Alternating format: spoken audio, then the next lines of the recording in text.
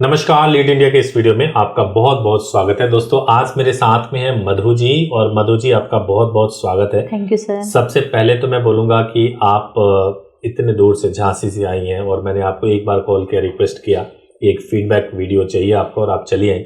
इसके लिए बहुत बहुत धन्यवाद। बहुत सर, आपने इतना इम्पोर्टेंट काम कराया था हमारा, तो हमको तो आना ही था। Thank you so much madam, thank you so much. तो मैं ये जानना चाह रहा हूँ कि जब मैं आपसे डिस्कस कर रहा था लंच के टाइम पे, जब हम बात कर रहे थे, तो ये था कि भाई आपके मन में ये सवाल था बहुत ज्यादा कि भाई मैं लोकल में ही क्यों ना करूं कोर्ट मैरिज, क्यों जाऊं गाजियाबाद में, क्यों वहां से जाके करूं, इसको लेकर के बहुत मेरी क्योंकि सिचुएशन के अनुसार मुझे लग रहा था बहुत कम समय था। हाँ। तो लग रहा था कि लोकल में क्यों नहीं हो सकती, प्रोसेस तो लीगल का एक ही होना चाहिए। तो लोकल में ही करने, लोकल यानी झांसी की? हाँ, लोकल झांसी में ही चाह रही थी मैं कि वहीं पे कर ले, लेकिन एक डर भी था कि कोई देख ना ले, घर से कोई फैमिली से, तो दोनों चीजें थी।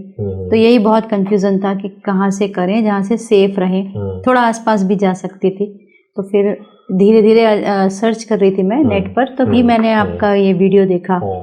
तो जैसे ही मैंने कोर्ट मैरिज ही डाला था तो उसमें सबसे ऊपर एक वीडियो आया। तो जब मैंने उसको देखा, प्रोसेस देखा, तो बहुत ही कन्विंसिंग और अच्छा लगा मुझे। तो मैंने इसीलिए एक बार यहाँ पे अपने पार्टनर से कहा, गिरीश जी से कहा कि चलिए एक बार बात करते हैं। ठीक है।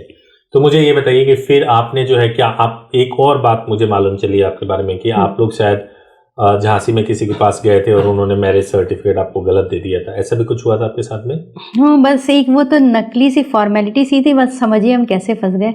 हम जैसी गए, तो आप बुरा मत मानिएगा, जैसे कोर्ट पहुंचते हैं तो चारों तरफ से सब लोग आ जाते हैं, अप्रोच करने लगते हैं काले कोर्ट। तो जज नहीं कर पाते कि वकील है। कि हमारे देश में अब एक कानून लागू हो गया है, लोकसभा से आज ही पारित भी हुआ है, और कानून ये है कि अब कोर्ट में जो भी दलाल किस्म के लोग होते हैं, जो वकील नहीं होते हैं लेकिन काले कोट पहन करके खड़े हो जाते हैं और वो वकीलों तक क्लाइंट को लेकर के जाते हैं, अब अगर वो ऐसा करते हैं तो उनको दलालों की लिस्ट में डाल दिया जाएगा। अच्छा किया सर, बहुत तो अच्छा। अब ये बहुत अच्छी एक पहल हुई है सरकार की तरफ से, जिसका फायदा भी मिलेगा। तो खैर, तो उनकी वजह से आपको कुछ कठिनाई हुई? बहुत कंफ्यूजन हो गया, समझ ही नहीं आया हमें कौन मिला, किसने आवाज दी, वो पता नहीं कैसे जज कर लेते हैं। और हमको एक जगह पे ले गए। ओके।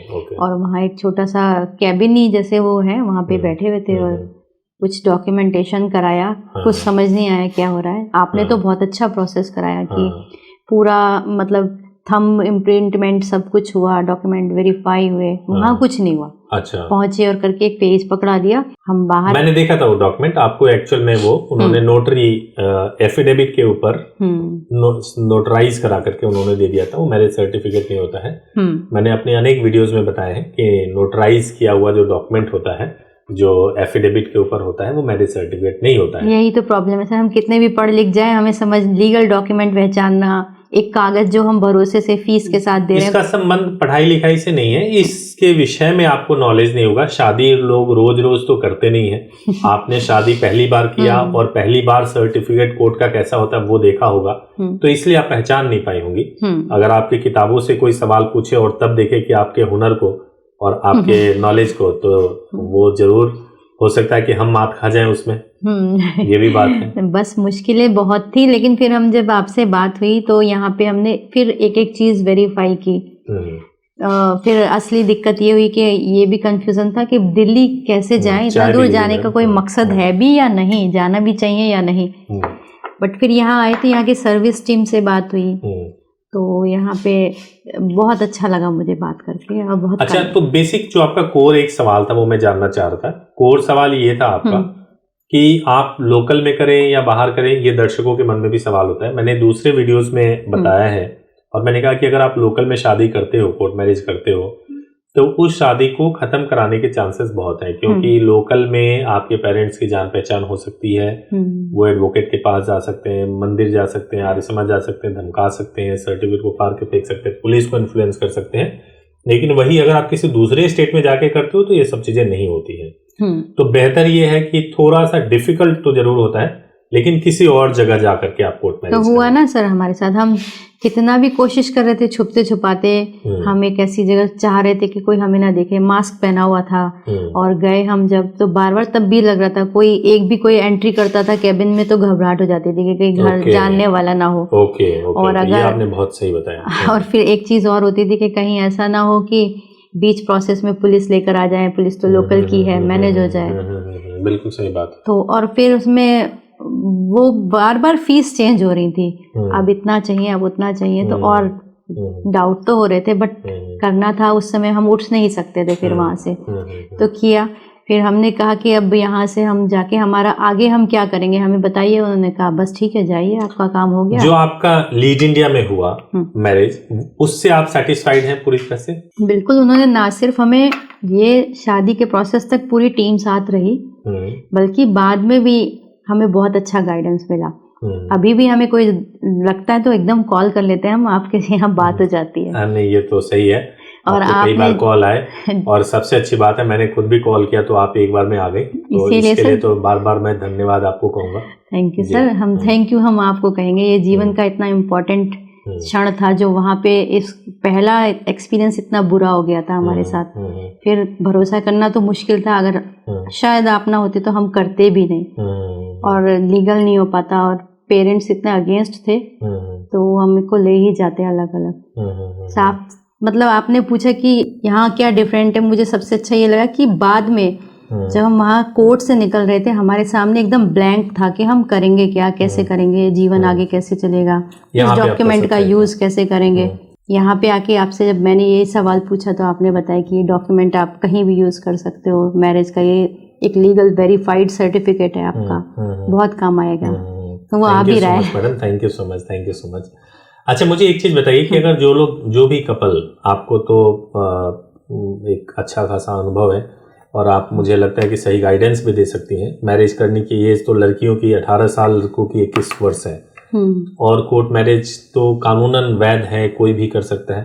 तो मैं आपसे जानना चाहता हूँ कि आप क्या बोलेंगे कि कोर्ट मैरिज करना चाहिए या नहीं करना चाहिए?